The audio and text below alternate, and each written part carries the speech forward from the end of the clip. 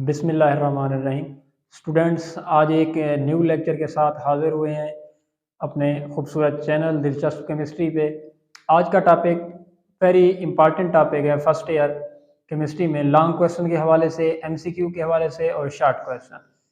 Theory का अगर chapter number 1 में से लॉन्ग क्वेश्चन बना तो ये टॉपिक वेरी वेरी इंपॉर्टेंट है, मोस्ट इंपॉर्टेंट है। अगर थ्योरी का इस चैप्टर में से लॉन्ग बना तो शॉर्ट क्वेश्चन भी आ सकते हैं, एमसीक्यूज भी।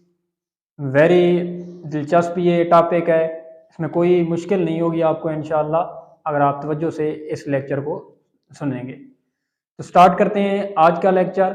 First year chemistry chapter number 1, basic concept mass spectrometry. Very interesting topic है ये। मैस स्पेक्ट्रोमीट्री क्या होती है? अब मैस स्पेक्ट्रोमीट्री एक ऐसी टेक्निक है, मैस स्पेक्ट्रोमीटर एक ऐसा इंस्ट्रूमेंट है जो एग्जैक्ट मैसेज फाइंड आउट करता है डिफरेंट आइसोटोप्स के और उनकी रिलेटिव अबंडेंस फाइंड आउट करता है।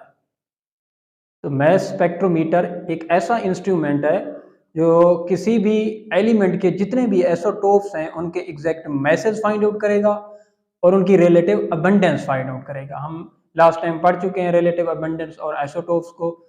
तो ये टेक्निक इसी मकसद के लिए यूज की जाती है। तो आगे बढ़ते हैं अपने लेक्चर में। सबसे पहले डेफिनेशन। अब मैस स्पेक्ट्रोमीट्री एक ऐसी टेक्निक है या मैस स्पेक्ट्रोमीटर एक ऐसा आला है, an instrument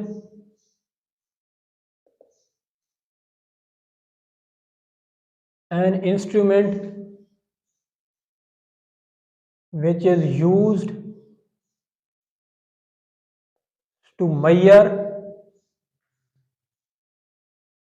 is used to measure exact masses of isotopes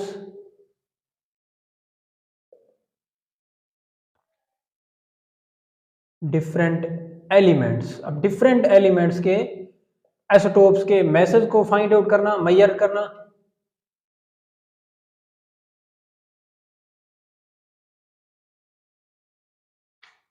along with their relative abundance, और relative abundance को फाइंड आउट करना कि कौन सा आइसोटोप कितनी मिकदार में पाया जाता है। तो ये काम है मैस स्पेक्ट्रोमीटर का और इस टेक्निक का नाम मैस स्पेक्ट्रोमीट्री। आइसोटोप्स के मैसेज फाइंड आउट करना और उनकी रिलेटिव अबंडेंस। अब इसका जो प्रिंसिपल है, इसका प्रिंसिपल सबसे पहले वेपर्स बनने के बाद नेक्स्ट जो स्टेप होता है इसमें वो होता है आयोनाइज करना। आयोनाइजेशन चैम्बर में इसकी आयोनाइजेशन की जाती है ताकि आयन में चेंज हो जाए। आयन में चेंज होने के बाद उन आयन को एक्सेलरेट किया जाता है, स्पीड अप किया जाता है with the help of high negative grade potential difference बहुत ज़्यादा अप्लाई किया जाता है। और वही आयन फिर डिफरेंट अपनी मैस टू चार्ज रेशो के हिसाब से आयन कलेक्टर में वो कलेक्ट हो जाते हैं, फिर आगे भेज दिए जाते हैं जहाँ से ग्राफ की मदद से उनके रिलेटिव अबंडेंस, उनके मैसेज शो किए जाते हैं। तो प्रिंसिपल को ब्रीफली डिस्कस करेंगे, उसके जो प्रोसीजर है उसमें। तो सबसे पहला काम क्या है? हाँ जी, इसकी थोड़ी बहुत हिस्ट्री है। हिस्ट्री में डिफरेंट मैस स्पेक्ट्रोमीटर बनाए गए थे। सबसे पहले जो मैस स्पेक्ट्रोमीटर बनाया गया वो 1919 में एस्टन मैस स्पेक्ट्रोमीटर। हाँ जी, एस्टन ने 1919 में ये स्पेक्ट्रोमीटर तैयार किया था। उसमें क्या किया जाता था? एलिमेंट की आइडेंटिफिकेशन की जाती थी, उनके मैसेज की आइडेंटिफिकेशन की जाती on the base of atomic message. Identification of isotopes of element on the base of atomic message. Atomic mass की बुनियाद पर मुख्तलिफ एलिमेंट्स के जो आइसोटोप्स हैं उनकी आइडेंटिफिकेशन की जाती थी। एस्टन मैस स्पेक्ट्रोमीटर सबसे पहले ये 1919 में। और दूसरे नंबर पे जो हिस्ट्री में आता है वो है डेम्स्टर मैस स्पेक्ट्रोमीटर। अब ये जो डेम्स्टर मैस स्पेक्ट्रोमीटर है इसमें आइडेंटिफिकेशन की जाती है आइसोटोप्स की उन एलिमेंट की जो सॉलिड फॉर्म में हो। सॉलिड फॉर्म में जितने भी आइसोटोप्स हैं उन एलिमेंट की आइसोटोप्स की आइडेंटिफिकेशन डेम्पस्टर मास स्पेक्ट्रोमीटर हिस्ट्री में। अब इसका प्रोसीजर क्या है, कैसे हम मुख्तलिफ एलिमेंट डेफिनेशन के अकॉर्डिंग मुख्तलिफ एलिमेंट्स के आइसोटोप्स के मास फाइंड आउट कर सकते हैं और उनकी रिलेटिव अबंडेंस।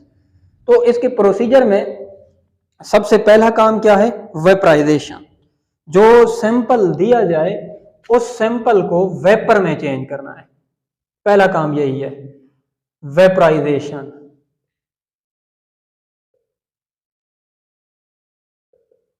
हाँ जी, जो भी सैंपल दिया जाए उस सैंपल को, यहां से सैंपल इंटर होगा, इसी सैंपल को वेपराइजेशन चैम्बर में वेपर में चेंज किया जाएगा। तो इसे आप आसानी के लिए इन स्लिट्स के नाम रख दें, ए, बी, सी स्लिट, और ये डी, और ये वाली ई, ये नीचे डिटेक्टर, फिर एम्पलीफायर, फिर रिकॉर्डर। ये स्लिट्स के नाम रख दें आसानी के लिए, आइडेंटिफिकेशन के लिए। तो स्लिट ए और बी के दरमियान क्या चीज मौजूद है, वेपराइजेशन चैम्बर। इसमें क्या किया जाता है, सैंपल जो जिस फॉर्म में भी है, लिक्विड है, सॉलिड है, जिस फॉर्म में भी है, उसे वेपराइजेशन उसे वेपर में चेंज किया जाता है ताकि आयोनाइजेशन में आसानी हो। स्लिट ई, ए और बी के दरमियान वेपराइजेशन चैम्बर। वेपराइजेशन किसकी मौजूदगी में होगी, यहाँ पे हीटिंग कॉयल मौजूद है।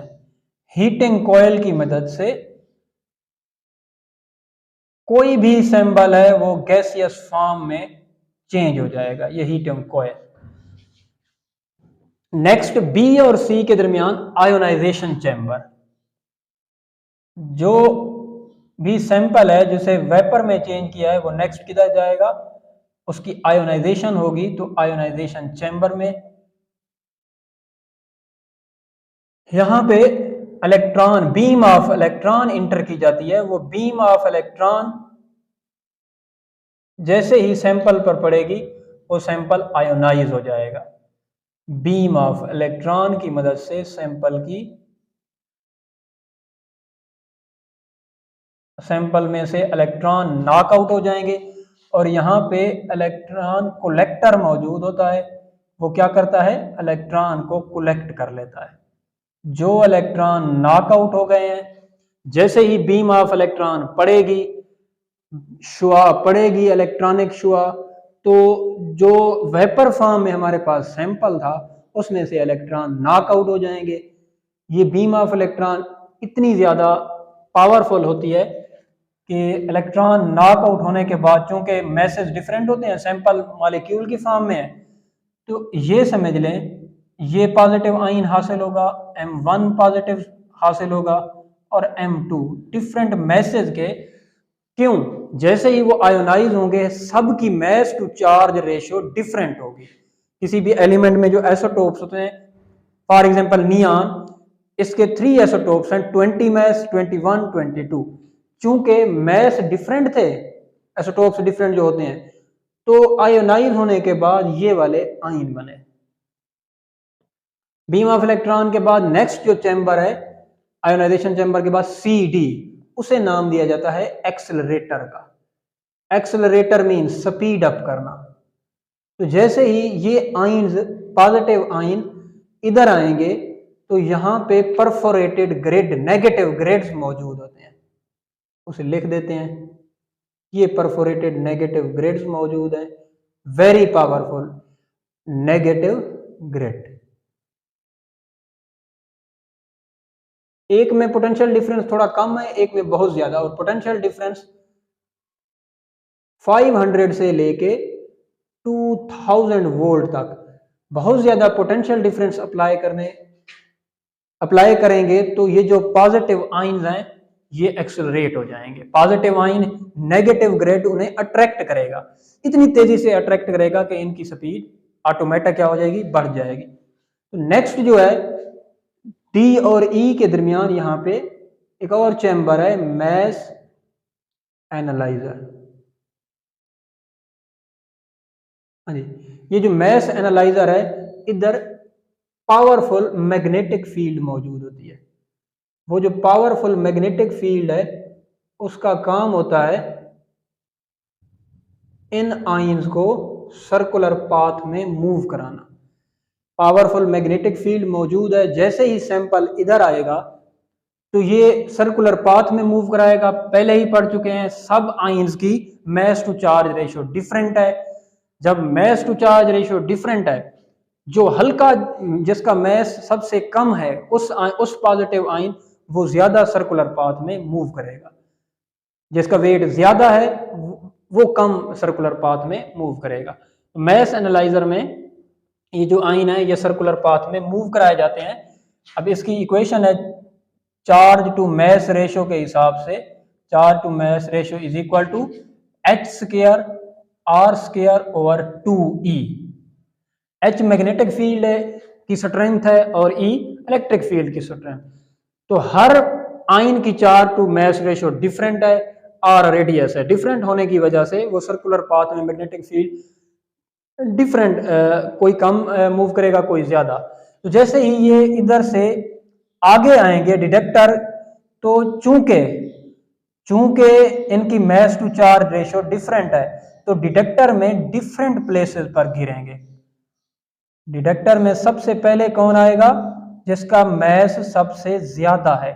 क्यों? सर्कुलर पाथ में वो लीस्ट, उसने कम सर्कुलर पाथ में मूव किया पहले, वो दूसरे बाद में सबसे आखिर में वो आएगा जिसका मैस सबसे कम है।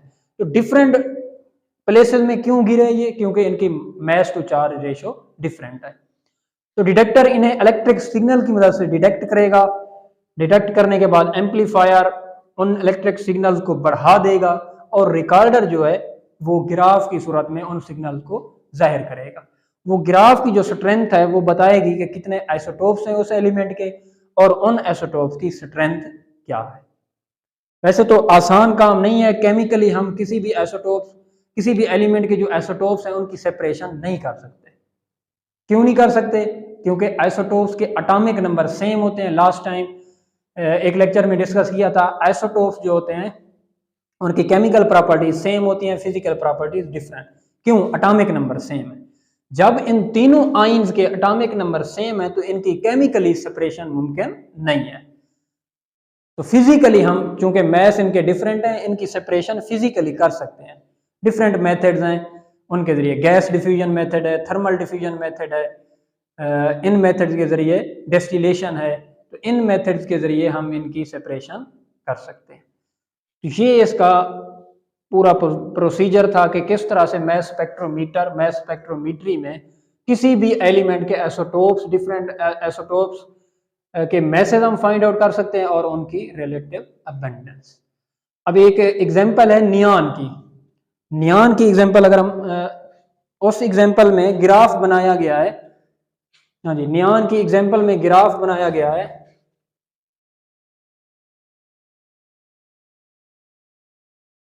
नियॉन के 3 आइसोटोप्स हैं, इधर उनके मैस नंबर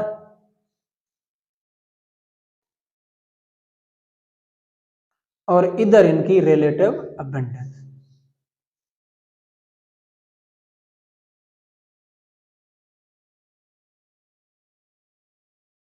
तो इसी हिसाब से जब मैस स्पेक्ट्रोमीट्री के जरिए इनकी रिलेटिव अबंडेंस फाइंड आउट की गई तो ये 100 तक है।